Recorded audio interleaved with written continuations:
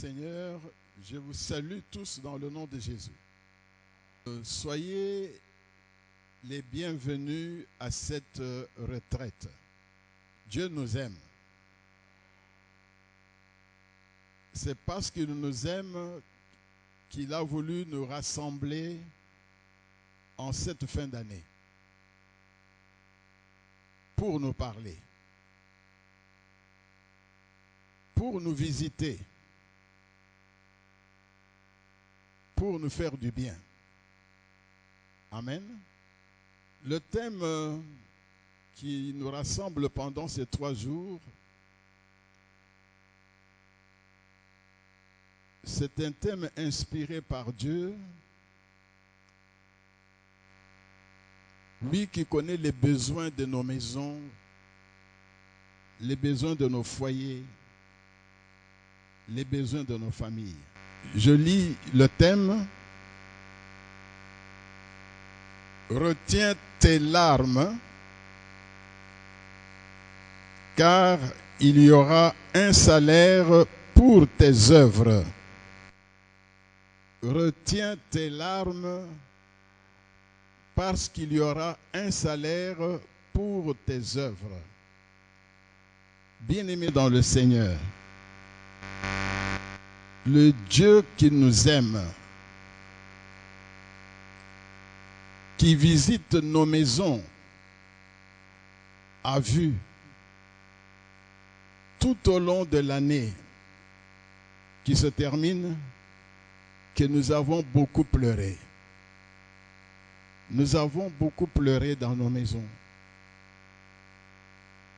Des larmes ont coulé dans nos maisons. Et il a voulu nous parler de ces larmes-là, avec une parole forte, où il dit, retiens tes larmes, que tes larmes ne coulent plus, que tes larmes ne coulent plus. Il faut les retenir avec une promesse. Dieu fait une promesse. Tu as pleuré, arrête de pleurer. Arrête de pleurer.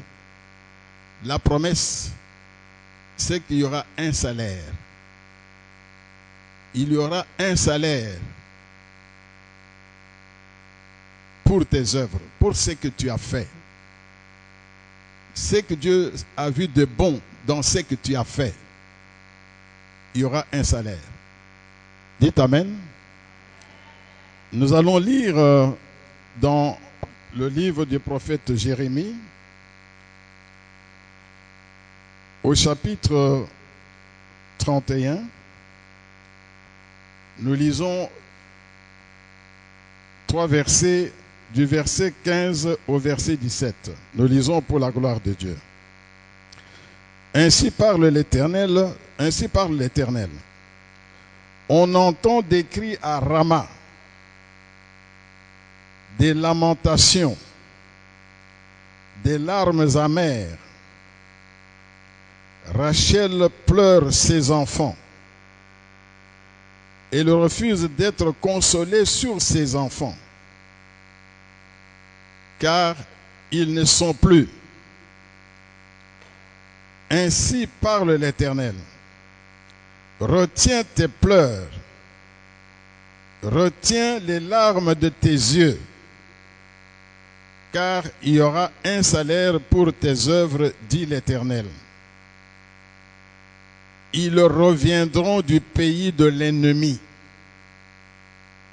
Il y a de l'espérance pour ton avenir, dit l'Éternel. Tes enfants reviendront dans leur territoire. Amen. Il y a de l'espérance pour ton avenir. Dieu fait des promesses fortes qui donnent de l'espérance. Et si nous sommes là, c'est pour passer des larmes à l'espérance. Nous devons passer des larmes à l'espérance. Dites Amen. Passer des larmes à l'espérance. Et nous allons passer nos 3 jours là-dessus. La première question que nous nous posons,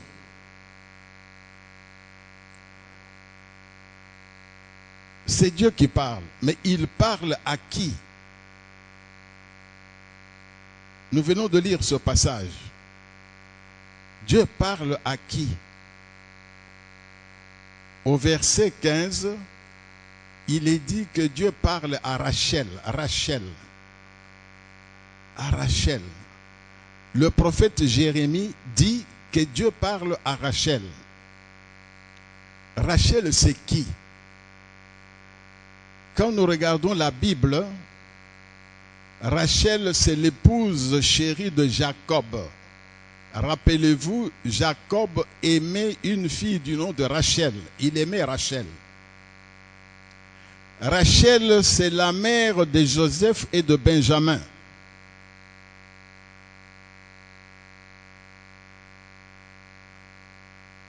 La mère de Joseph et de Benjamin.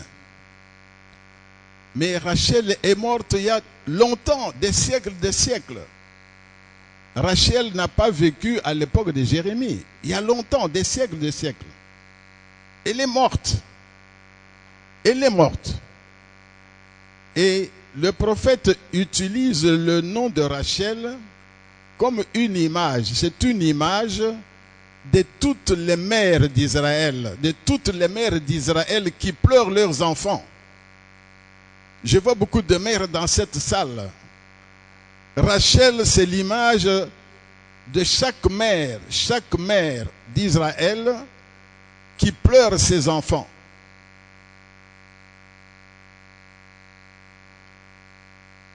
Ces enfants qui ne sont plus avec elle. Ces enfants ne sont plus avec elle.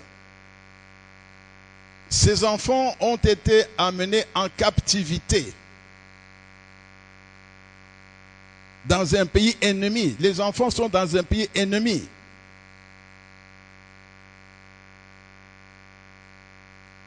Rappelez-vous de Daniel. Daniel et ses compagnons. Ils étaient à Babylone. Ils étaient captifs dans un pays ennemi. Daniel et ses amis, ses compagnons, étaient parmi les enfants captifs qui sont allés à Babylone. On les a amenés de force à Babylone. Les mamans, les mères de Daniel et de ses compagnons pleuraient. Daniel n'est plus là. Rappelez-vous de Esther.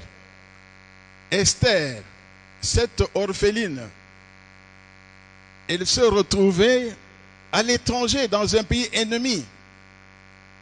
À la cour du roi de Perse, à Suse. Elle était à la cour du roi de Perse. C'était une captive. Elle n'était pas libre.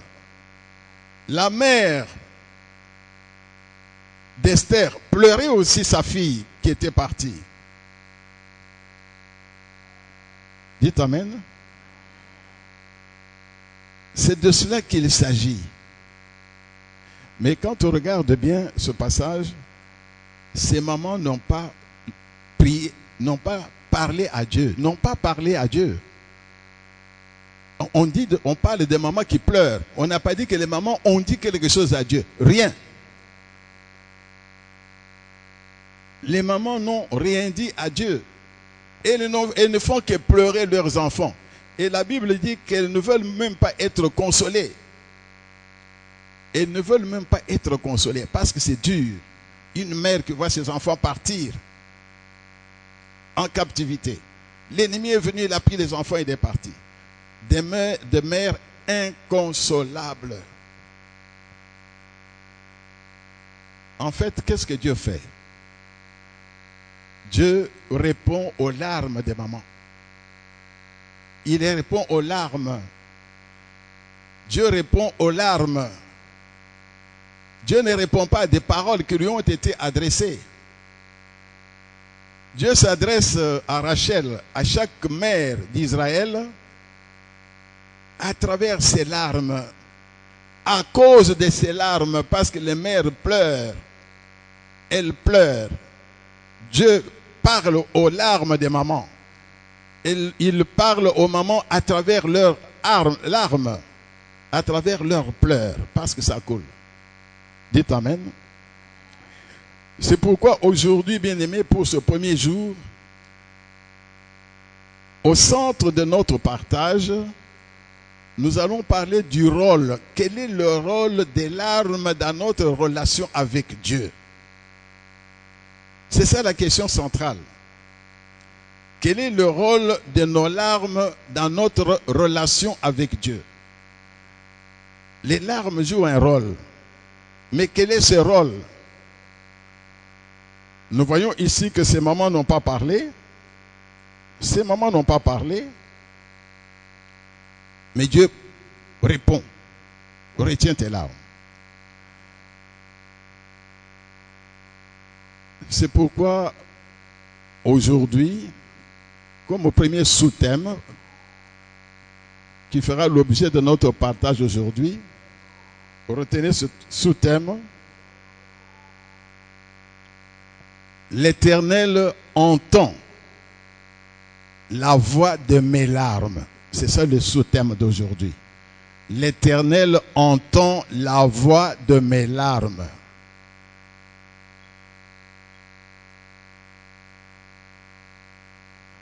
L'Éternel entend la voix de mes larmes. Ma sœur, mon frère, c'est une vérité, non seulement biblique, mais pratique. Et nous allons le lire dans le livre des Psaumes, Psaume chapitre 6. Prenons le livre des Psaumes pour ceux qui ont leur Bible.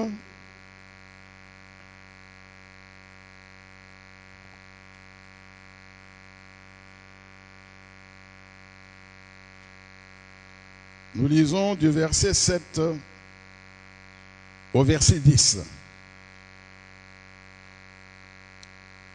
Psaume chapitre 6, verset 7 jusqu'au verset 10. Nous lisons pour la gloire de Dieu.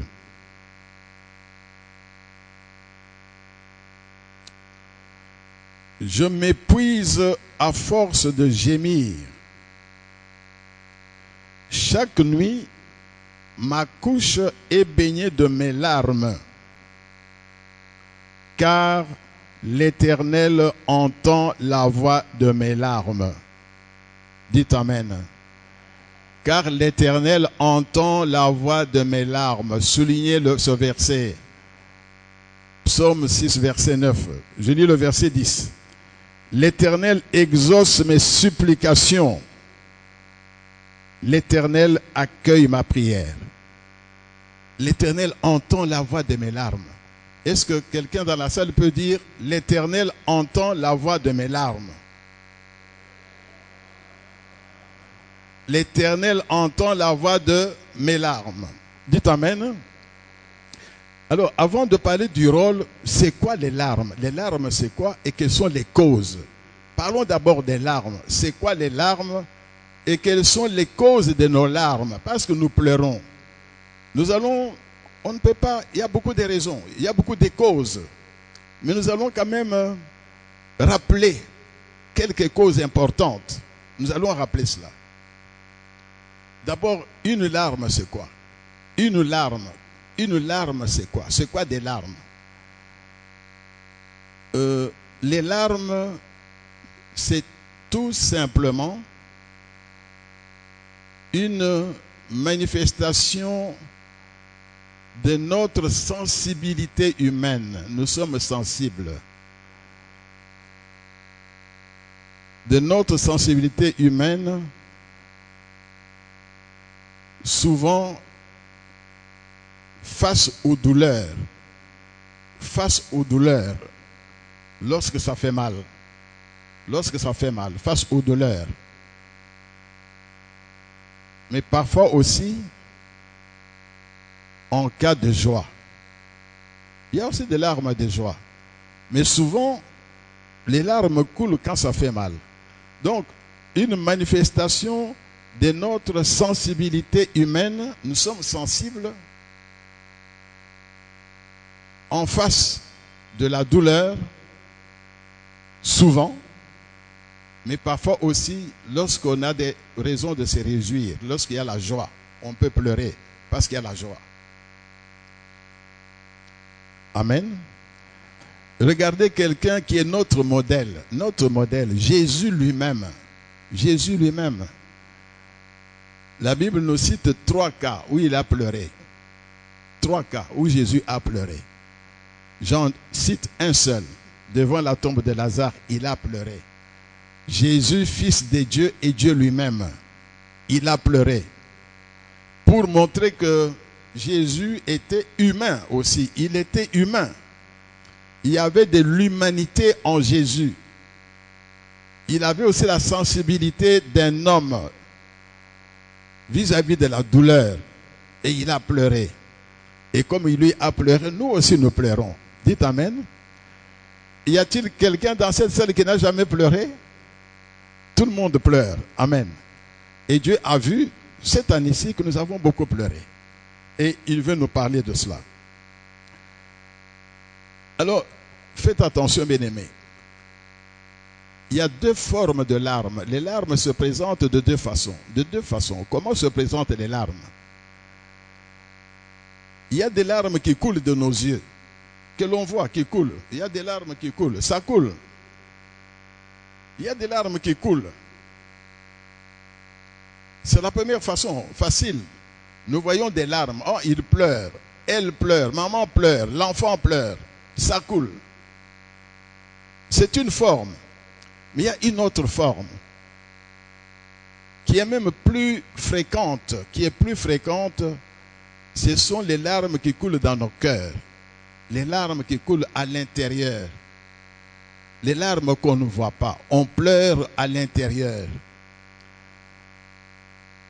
Ce sont des larmes qui nous blessent. Nous sommes blessés là-dedans. Le cœur est blessé. Il y a même des cicatrices qui restent. Ça fait mal. C'est pour cela que ces larmes qui blessent le cœur, qui coulent à l'intérieur, il y a des personnes qui souffrent des gastrites. Des gastrites. Parce que il n'a pas pu ou elle n'a pas pu pleurer comme ça. Et il a pleuré à l'intérieur. Il y en a même qui ont des ulcères, même des perforations. L'estomac peut être même perforé, mangé par la douleur, par les pleurs. Dites Amen. Donc, il y a ces 2 formes-là. Nous n'avons pas à donner des exemples bibliques. Ce sont des choses que nous connaissons, que nous vivons tous les jours.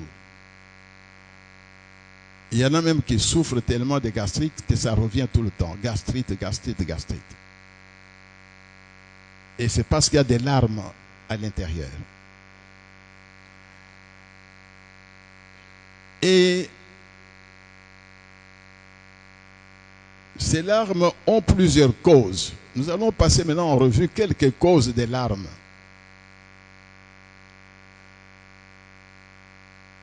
Je voudrais répartir les larmes en 2 catégories.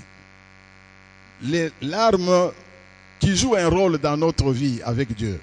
Il y a d'abord des larmes qui jouent un rôle dans notre relation avec Dieu. Nous allons voir d'abord les causes de ces larmes-là. Les larmes qui jouent un rôle dans notre relation avec Dieu.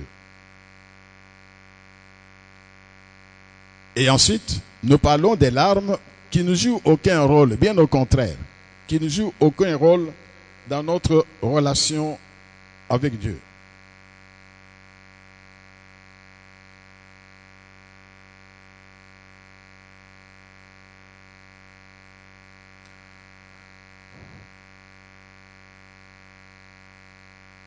Donc je disais qu'il y a des larmes qui jouent un rôle dans notre relation avec Dieu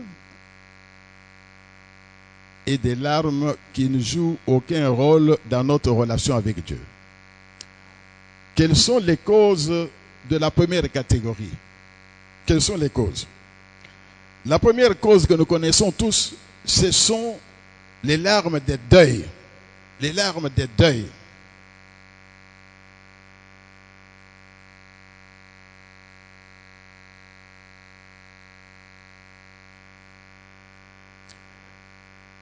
Les larmes des deuils, on fait le deuil d'un être cher.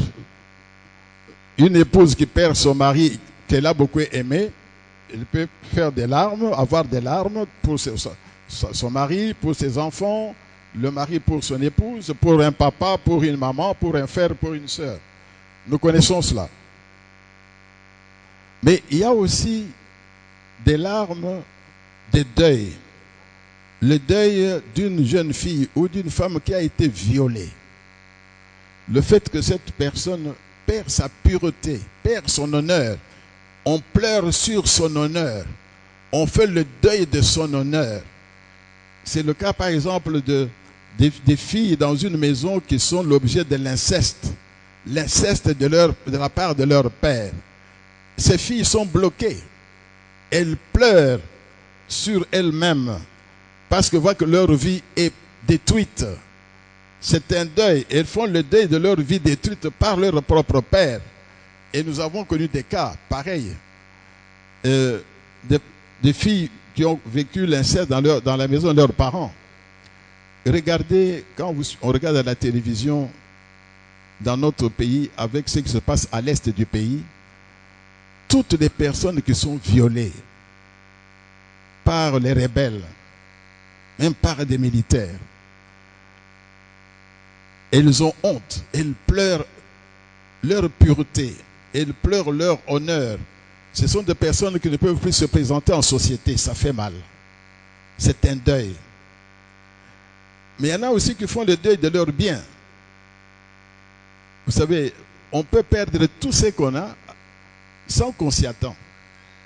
Regardez, quelqu'un me racontait l'histoire de son fils qui a donné de l'argent à son fils pour faire des affaires. Un bon montant, je ne peux pas vous le citer. Un bon montant. Mon fils, organise-toi, tu as grandi, tu peux faire des affaires, tu gagnes ton argent de manière libre. Et cette somme a été escroquée. On lui a escroqué cet argent-là. Et ce jeune homme est devenu troublé, vraiment troublé. Quand il y a une escroquerie de ce genre, on pleure. On pleure aussi lorsque on a terminé sa carrière professionnelle. Il y en a qui terminent leur carrière, on leur paye leur décompte, le décompte final. Je connais deux cas. Un frère qui était ici avec nous ici à l'AIFC, il y a longtemps. Il travaillait dans une institution quelque part ici en ville. On lui donne son décompte final, Et quelqu'un vient lui dire, des gens viennent lui dire, bon, écoute, on peut multiplier cet argent-là. On peut multiplier l'argent. Et ils ont des trucs, on lui montre un billet, deux billets, ça fait un autre billet, je ne sais pas comment ils le font. Il prend tout ce qu'il avait eu comme retraite, il dit, bon, multipliez-moi ça. Et puis les gens disparaissent. On peut pleurer, on pleure aussi ça. C'est un frère qui était touché. J'ai connu aussi quelqu'un qui a travaillé comme ça, il reçoit sa retraite, il envoie de l'argent à son neveu en Europe pour qu'on lui paye un véhicule pour faire le commerce. Et en Europe, ceux qui ne connaissent pas l'Europe ne savent pas que beaucoup de gens là-bas souffrent. Ils triment, ils travaillent dur pour avoir un petit quelque chose. Et tout cet argent est parti, le neveu a tout bouffé, il n'a rien acheté. Et la personne est restée sans sou. Donc, le deuil, ça peut être le deuil d'un être cher, mais de quelque chose de très cher. Par exemple, une fille qui pleure sa virginité violée. Quelqu'un qui avait un peu de biens, ou une maman qui fait son commerce, on lui vole tous ses biens de commerce. Il peut pleurer pour cela. Et une autre cause, ce n'est pas seulement le deuil, mais la peur de la mort. Il y a des gens qui pleurent, qui ne veulent pas mourir. Dites Amen. Il y en a qui ne veulent pas mourir. Quand on dit tu vas mourir, non, moi je ne vais pas mourir. Vous connaissez quelqu'un dans la Bible qui ne voulait pas mourir. Qui peut me citer son nom? Quelqu'un de grand dans la Bible qui ne voulait pas mourir. Quand tu lui as dit tu vas mourir, il a dit non, je ne vais pas mourir. Et il a pleuré. Comment il s'appelle? Ézéchias. En face de la mort, il y en a qui pleurent. C'est aussi une cause. Et nous savons ce qui est arrivé avec Ézéchias. Dieu a exaucé, est intervenu. Il y a des pleurs, il y a des pleurs. D'autres pleurs, c'est pour des gens qui traversent le désert, qui traversent des situations difficiles, qui traversent des situations très difficiles. Par exemple, manquer à manger. Comme c'était le cas avec la veuve de Sarepta. Manquer à manger. C'est dur, on pleure. Même si les larmes ne sortent pas, mais il y a un désert, la famine, manquer à manger. Ça peut être le désert de chômage. Il y a des jeunes gens avec des diplômes qui souffrent. J'ai mon diplôme, mais je n'ai pas de travail, pas d'argent, pas moyen de se marier. Même quand on travaille, on perd son poste, on devient chômeur, il n'y a plus de ressources. C'est vraiment un grand désert et on pleure pour cela. Il y a aussi le désert de stérilité. De stérilité. On aimerait bien avoir des enfants, mais les enfants ne viennent pas. C'est une traversée de désert qui fait pleurer. Qui fait pleurer. Ça peut être aussi le désert de maladie. Tu as une maladie qui demeure. Tu ne sais pas guérir de cette maladie-là.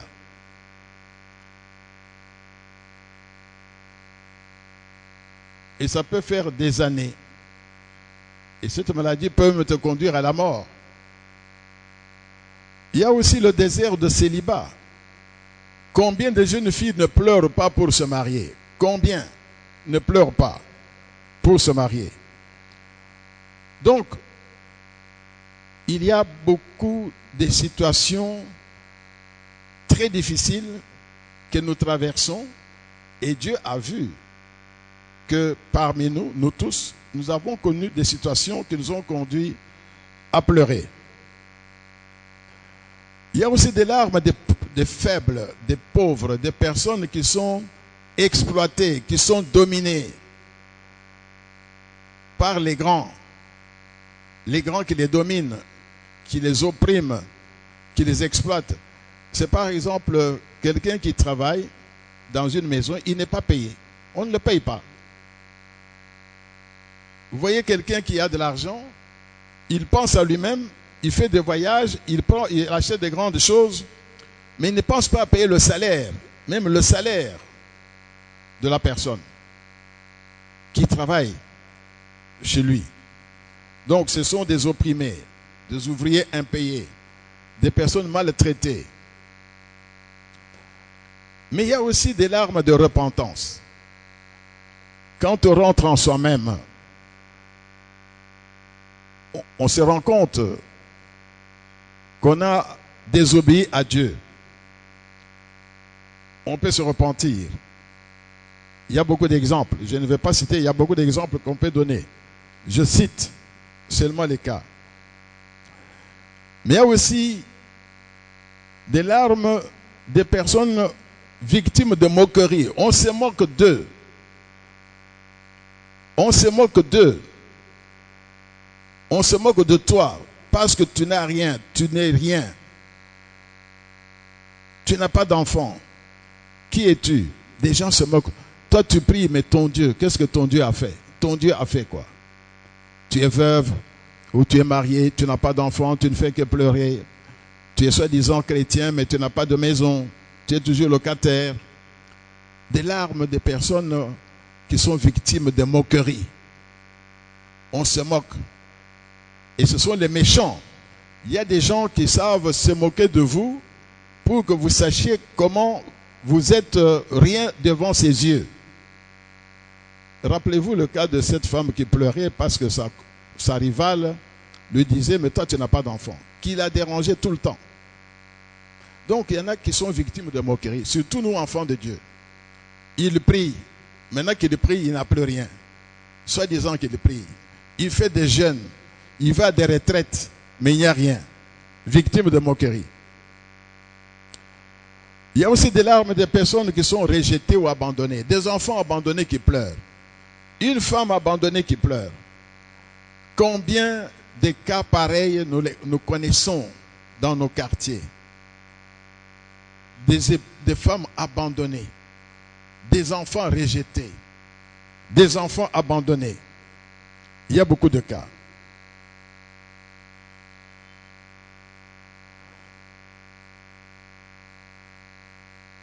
Le rejet. Il y a aussi des larmes des serviteurs de Dieu qui pleurent quand ils voient que leurs enfants spirituels tournent mal. Il n'y a pas de conversion. On pleure pour la conversion des âmes. On pleure pour la croissance spirituelle. Lorsque l'on voit que les enfants spirituels marchent mal, l'apôtre Paul le dit à plusieurs reprises, qu'il pleure. Il pleure, et c'est normal. Tout serviteur de Dieu qui aime le peuple de Dieu qui est devant lui, le peuple que Dieu lui a confié, doit pleurer lorsqu'il voit que ça ne va pas. Lorsqu'il voit que ça ne va pas, les serviteurs de Dieu pleurent. Ce sont des larmes. Il y a des larmes des parents qui voient que les enfants tournent mal. Des enfants qui ont une vie mouvementée. Des enfants rebelles. Des enfants qu'on ne sait pas contrôler. On pleure pour cela. Nous pleurons. Nous sommes les parents, nous pleurons. Nos enfants tournent mal. Ils deviennent des bandits. Et ça, c'est. Et les parents pleurent. Nous sommes des parents et nous pleurons. Nous pleurons pour cela. Mais il y a aussi des larmes de ceux qui sont trahis par leurs amis. Une personne de confiance. Comme Jésus avec Judas. Quelqu'un qui mange avec toi mais qui te trahit. Un ami qui mange avec toi qui prend ta femme. Une femme qui est ta copine qui prend ton mari. Ou qui va dire du mal de toi. Toi, tu te confies à la personne et tu entends que tous les secrets sont sortis. On va te critiquer avec tout ce que tu as dit toi-même. La trahison, ça fait mal. Amen. Toutes ces larmes-là jouent un rôle dans notre relation avec Dieu.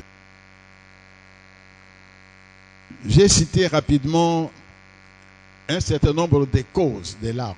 Mais il y en a qui ne jouent aucun rôle. Aucun. Ce sont des larmes de personnes qui se tournent vers eux-mêmes et ne se tournent pas vers Dieu.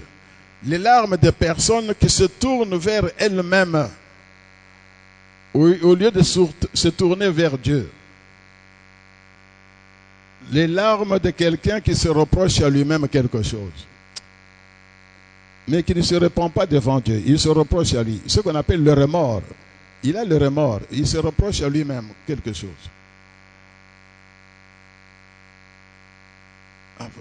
Je regrette vraiment comment est-ce que j'ai pu faire ça. J'ai mal répondu, j'ai mal agi. C'est pas possible. Et ça se limite à ça. Lorsqu'on se reproche à soi-même et qu'on ne confesse pas devant Dieu, ça n'a aucun impact, ça n'a aucun effet. Regardez dans la Bible le cas d'Ésaü. Ésaü avait vendu son droit d'aînesse et plus tard il n'a pas eu la bénédiction. Mais c'est lui qui avait vendu son droit d'aînesse de manière très légère.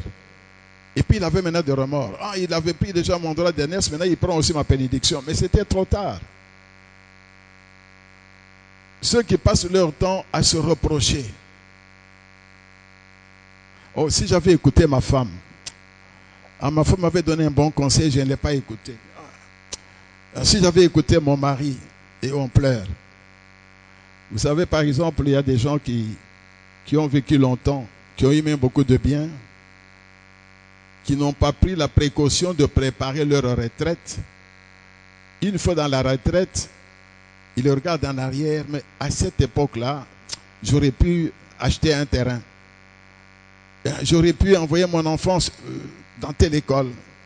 On commence à se reprocher à soi-même et on a du chagrin, on a même de gastrite, on ne dort pas. Il y en a qui ne dorment même pas. Il y en a qui ne dorment même pas. Et ça n'intéresse pas Dieu. Quand tu te reproches à toi-même et que tu ne dors pas, ça n'intéresse pas Dieu. Ce qui intéresse Dieu, c'est que tu le parles à lui. Tu confesses le mal que tu as fait là. Quelle est la part de Dieu dans ce que tu as fait? La part où Dieu doit te pardonner. Mais pas tourner au lit toute la nuit, ça ne va pas, vraiment j'ai mal fait, c'est pas possible, et tout ça, tu commences à pleurer. Ça c'est un. Deux, des larmes de personnes qui regrettent un passé glorieux, qui regrettent leur passé. À l'époque, on était très bien, nous avions tout. Maintenant, en tout cas à l'époque, tu te rappelles, on pouvait voyager, on mangeait bien au restaurant, je pouvais te payer autant d'habits et tout ça. Mais maintenant, avec ce nouveau régime, c'est pas possible. Ce que nous avions, on ne sait plus faire la même chose et tout ça. On regrette un passé. Non. Dites Amen. Nous, nos enfants de Dieu, nous regardons vers l'avenir. Mais eux, ils regardent vers le passé. Ils le regrettent leur passé là. Ils étaient très bien. Ils avaient tout. Beaucoup de biens, de voyages, de l'argent, de bijoux. Les frigos remplis. Beaucoup de fêtes. On pouvait faire des fêtes, recevoir beaucoup de gens. Mais maintenant, on ne sait plus le faire. On dit non, c'est... En tout cas, les choses ont changé, ce n'est plus ça. Vraiment, on regrette, c'est pas possible, c'est pas ça. Et on pleure pour cela. On pleure son passé. On pleure son passé. C'est aussi même le cas des veuves, parce qu'il y a des mamans veuves dans notre ministère. C'est une dimension importante. Quand mon mari était là, tout était bien. Quand j'étais avec mon mari, tout allait bien. Tout... Ça, ce n'est pas le cas. Et d'ailleurs, dans notre enseignement sur le veuvage, nous disons que le veuvage est une vie. Dites Amen. Le veuvage est une vie. On ne vit pas avec... Un chrétien ne vit pas avec le passé. Un chrétien vit avec l'avenir. C'est pour cela que dans l'enseignement que nous avons, dans le passage que nous avons lu, Dieu dit, vous avez un avenir. Il nous parle de l'avenir. Il ne parle pas de passé.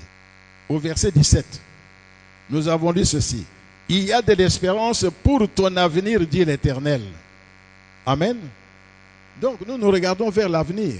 Et quand on regarde vers le passé, ça n'intéresse pas Dieu. Voilà la deuxième catégorie. Des larmes qui n'intéressent pas Dieu. Ceux qui regrettent, qui pleurent sur leur passé. Il ne faut pas pleurer sur son passé. C'est considérer que Dieu ne peut plus rien faire. C'est fini. Dieu est incapable de faire encore. Non. Notre Dieu peut faire encore plus qu'il l'a fait avant. Amen.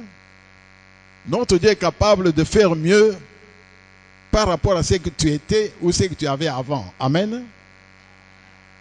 Troisième chose. Les larmes des malfaiteurs. Les larmes des oppresseurs. Des gens qui font du mal. Et qui sont punis, qui sont châtiés.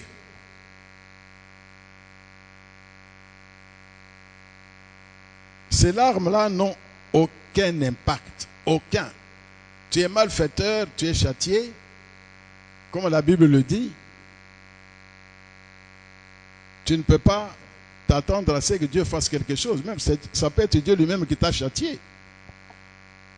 Tu as pillé, on te pille aussi, et tu pleures. Non. Tu as pillé, on te pille. Ce que tu avais volé là-bas, on le récupère. Tu pleures. Des malfaiteurs. Comme les mauvais riches. Les mauvais riches qui ne regardent jamais au malheur des autres. Mais un jour, ils n'ont plus grand-chose, ils commencent à pleurer. Non, Dieu ne regarde pas. Quand tu avais de bien, tu ne faisais rien. Amen. Voilà, j'ai survolé ça rapidement parce que les causes sont nombreuses, sont très nombreuses. Mais la question d'aujourd'hui, à laquelle nous devons répondre, quel rôle jouent nos larmes dans notre relation avec Dieu? C'est ça que j'aimerais que le Seigneur veut que nous puissions retenir pour notre première journée. Quel est le rôle de nos larmes? Quel est le rôle de nos larmes dans notre relation avec Dieu? La première chose, bien-aimé dans le Seigneur, le sous-thème d'aujourd'hui, je le répète, Dieu entend la voix de mes larmes. C'est ça le sous-thème d'aujourd'hui. Donc la première chose, c'est quoi? Ma sœur, mon frère, tes larmes ont un langage. La première chose à retenir, tes larmes, mes larmes ont un langage. Ça veut dire quoi? Tes larmes, mes larmes ont une voix que Dieu entend. C'est-à-dire que nous pouvons parler à Dieu à travers nos larmes. Comme les mamans des enfants d'Israël. Dieu entend, Dieu comprend nos larmes, ça veut dire quoi? À travers nos larmes, Dieu voit nos besoins. Il voit nos désirs. Il voit nos attentes à travers nos larmes. En d'autres termes, nos larmes transmettent un message à Dieu.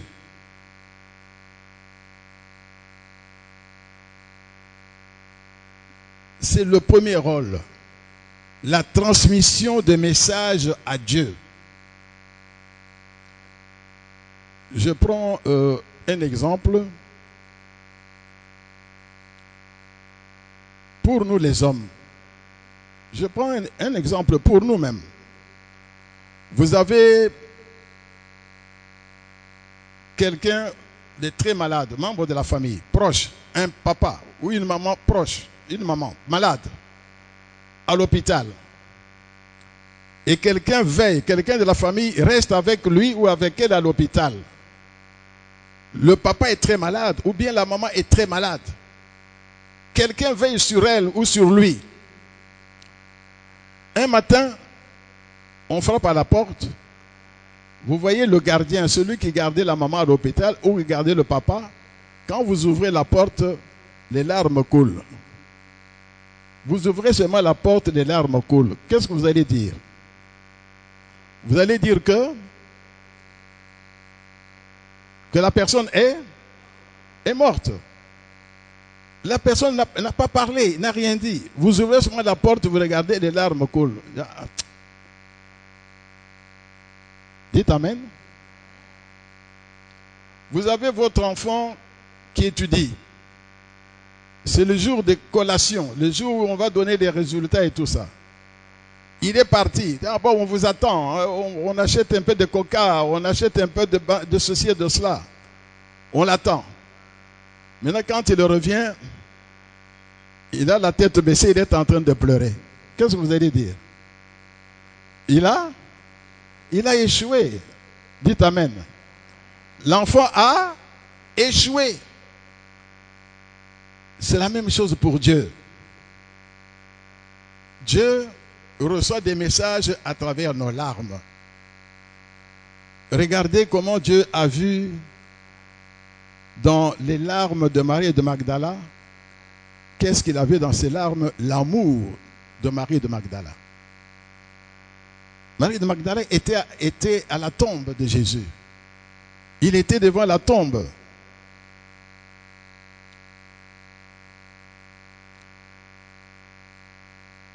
Et Jésus ressuscité, que personne n'avait encore vu, a vu les larmes de cette femme qu'il aimait. Marie de Magdala était partout avec Jésus. Même quand il était à la croix, Marie de Magdala était là. Quand on l'a enterré, Marie de Magdala était là. C'était des larmes d'amour. Il y aura une suite, nous en parlerons. Regardez comment Dieu entend les cris. Le petit Moïse, on dit que les parents de Moïse ont déposé leur enfant. Ils l'ont gardé pendant 3 mois Ils ne savaient plus le garder parce qu'il fallait le jeter à l'eau. Eux ne l'ont pas fait. Ils ont fait un panier bien fermé et tout ça. L'eau ne pouvait pas y entrer. Ils l'ont mis dans le panier et ils l'ont laissé sur l'eau. Dites Amen. Mais là où il était, le petit Moïse s'est mis à pleurer. Le petit Moïse s'est mis à pleurer. Parce que la Bible déclare que quand la fille de Pharaon est arrivée, en ouvrant le panier, on a trouvé un bébé qui pleurait. C'était des larmes de détresse. Moïse était en détresse. Il était seul. Moïse n'a pas vu son père, il ne voyait pas son père qui était avec lui, ni sa mère. Et ce cri de détresse est monté jusqu'au ciel. Dites Amen. Et qu'est-ce que Dieu a fait? Il a envoyé la fille de Pharaon. Il fallait que la fille de Pharaon aille là. Dieu avait entendu les cris de Moïse qui était dans le panier. Bien-aimé dans le Seigneur, c'est pour dire qu'en tant que chrétien,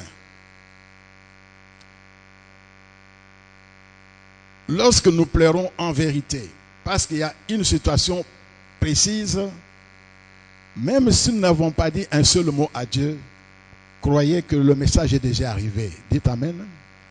Le message est déjà arrivé. Parce que Dieu sonde ton cœur, il sonde terrain. Il connaît tes désirs. Deuxième rôle des larmes. En plus du message que les larmes transmettent, les larmes ont une puissance de feu, sont comme le feu qui embrase le cœur de Dieu. Le feu qui embrase le cœur de Dieu.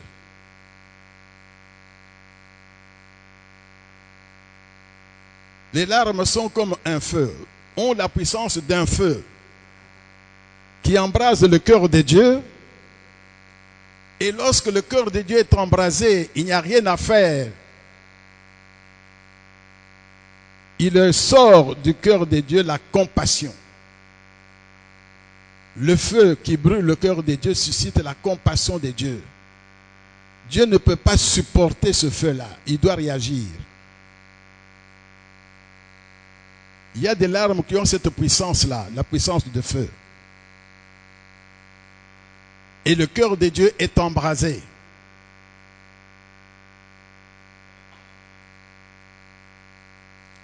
Et il compatit. Vous connaissez plusieurs exemples comme celui de cette veuve de Naïn. Cette veuve qui avait perdu son fils unique. La veuve avait perdu son fils unique. La Bible en parle dans Luc chapitre 7, du verset 11 à 15. Et au moment où Jésus entrait dans Naïm, la veuve sortait dans le cortège avec le fils. La veuve pleurait. La veuve pleurait. Et quand vous lisez la Bible dit que Jésus était pris de compassion. Dites Amen. Il était pris de compassion. Notre Dieu est compatissant.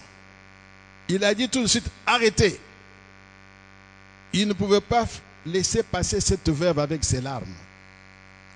Et nous savons ce qu'il a fait. L'enfant est sorti vivant de la mort. Parce que la mort a rencontré celui qui s'appelle la vie. Amen. Jésus est la vie. C'est la vie qui triomphe de la mort. Et Jésus a triomphé de la mort par compassion. Voilà le deuxième rôle. C'est pour dire, mes frères et sœurs, ne croyez pas que Dieu est indifférent à nos larmes. Surtout les larmes de ses enfants. Parce qu'il nous aime. Il ne peut pas être indifférent. Est-ce que vous voyez un père, une mère qui voit son enfant pleurer et qui reste indifférent? Ce n'est pas possible. Et lui, il est notre Père. En tant que père, il compatit.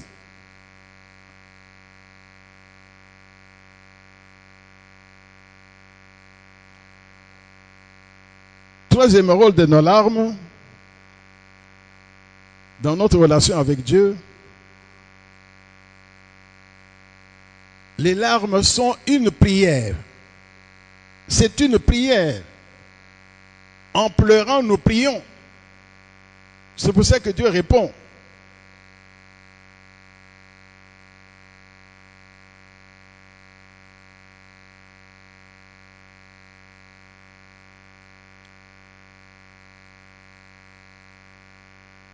Que ces larmes soient visibles ou non, mais c'est une prière. Ces larmes sont une prière. Elles peuvent être visibles, elles peuvent ne pas être visibles. Mais c'est une prière que nous adressons à Dieu. Regardez, vous connaissez l'histoire de la femme pécheresse. Cette femme, connue comme une femme de mauvaise vie dans toute la ville. Connue comme femme de mauvaise vie dans toute la ville. Cette femme avait entendu que Jésus se trouvait dans la maison d'un pharisien du nom de Simon. Cette fille de mauvaise vie, cette femme de mauvaise vie est entrée dans cette maison-là. Jésus était à table, bien-aimé dans le Seigneur. Cette femme n'a pas parlé. Cette femme n'a pas parlé. Elle n'a rien dit à Jésus. Elle ne s'est adressée à personne. La Bible nous dit qu'elle s'est penchée, elle s'est mise à... Qu'est-ce qu'elle a fait? Elle a pleuré. Des larmes abondantes, des larmes qui ont coulé, des larmes qui ont coulé. C'est une prière pour des personnes qui sont fatiguées et chargées. Tu es fatigué et chargé. Tu pleures. Cette femme était fatiguée et chargée. Elle a pleuré. Pleuré devant Dieu. Elle a pleuré aux pieds de Jésus. Lorsqu'on a un grand fardeau, on se met à genoux, on pleure. Parce qu'on s'est éloigné de Dieu ou parce qu'on a fait du mal à quelqu'un. Du Seigneur, je n'aurais pas dû faire cela. Tu pleures. C'est une prière. Donc nos larmes, un troisième rôle important, c'est une prière que nous adressons à Dieu sans parole. Sans parole. Comme le cas de cette femme. Rien que les larmes seules. Comme les mamans des enfants d'Israël qui étaient partis en captivité. Elles pleuraient et Dieu leur a parlé. Et retiens tes larmes. Quatrième rôle important de nos larmes, c'est un cri de détresse. C'est un appel au secours. Un appel au secours pour des personnes qui ne savent pas parler, qui ne peuvent pas parler.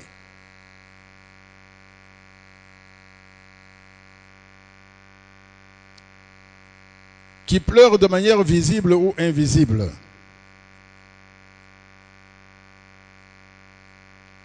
C'est un cri de détresse.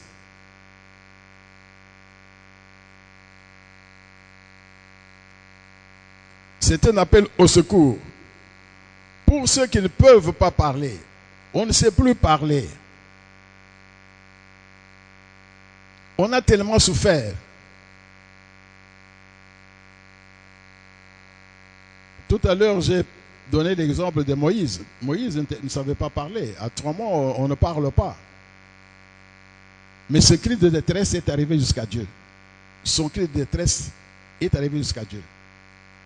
Et regardez une femme, cette femme qui était rejetée, qui perdait du sang depuis 12 ans.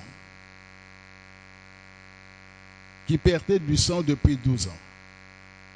C'est une femme qui ne pouvait plus pleurer. Elle est allée à gauche, à droite pour être guérie. Qu'est-ce qu'il a dit dans son cœur? Je vais seulement toucher son habit. Il avait pleuré des années et des années. Il y a des moments où on ne pleure plus. On ne sait plus pleurer et faire couler des larmes. On a la douleur en soi. Les larmes coulent dans le cœur. Si je pouvais seulement toucher son habit. Si je pouvais seulement le toucher. Seulement le toucher. Le chagrin était grand. La douleur était grande. Et Dieu a exaucé. Dites Amen. Le Seigneur veut nous dire aujourd'hui, au moment où nous commençons cette retraite, avant d'aller plus loin, c'est une parole pour nous rassurer. Le Seigneur veut nous rassurer, pour nous dire que vos larmes lui parlent. Dieu entend la voix de mes larmes. C'est le message d'aujourd'hui. Dieu veut que chacun d'entre nous, en sortant de cette salle, qui a pleuré toute l'année, qui a pleuré peut-être 1 mois, 2 mois, 3 mois, mon frère, ma soeur, aujourd'hui c'est un message de confiance, d'espérance que Dieu nous donne. Un message de foi que Dieu nous donne. De croire que ces larmes-là n'ont pas coulé en vain. Dieu les a entendues. Dites Amen. Ma soeur, Dieu a entendu tes larmes. Mon frère, Dieu a entendu tes larmes. Le message que tu as dans ton cœur est déjà arrivé au ciel. Tes larmes-là sont une prière qui est déjà montée au ciel. Tes larmes sont un cri de détresse que Dieu a déjà entendu. C'est pour ça qu'il dit qu'il y a de l'espérance pour ton avenir. Amen. Nous allons faire ensemble, nous nous mettons debout tous. Nous allons faire une courte prière. Une courte prière. En cette première journée, Dieu a voulu seulement nous rassurer. Il a voulu nous rassurer. Que nos larmes, qu'elles soient sorties de nos yeux ou qu'elles aient coulé à l'intérieur, elles n'ont pas coulé en vain. Dieu entend la voix de tes larmes. Toutes les larmes qui ont coulé tout au long de l'année, et Dieu a vu dans nos maisons, ici présentes, dans nos maisons ici, des larmes ont coulé. Je ne sais pas pour quelles raisons. Nous avons cité beaucoup de cas, beaucoup de causes de larmes. Mais toi, ma soeur, toi, mon frère, tu sais pourquoi tu as pleuré au cours de cette année. Il y a eu des pleurs qui ont coulé dans ta maison. Des pleurs, des larmes ont coulé dans ta maison. Dieu te dit, ma fille, mon fils, tes larmes m'ont déjà parlé. Alors, nous faisons une prière de foi aujourd'hui. Chacun s'approprie le sous-thème d'aujourd'hui. Dieu entend la voix de mes larmes. Notre prière, nous faisons une prière de foi envers notre Dieu pour dire, Seigneur, je te bénis parce que tu as entendu la voix de mes larmes. Amen. Faisons cette prière de foi maintenant. Prions.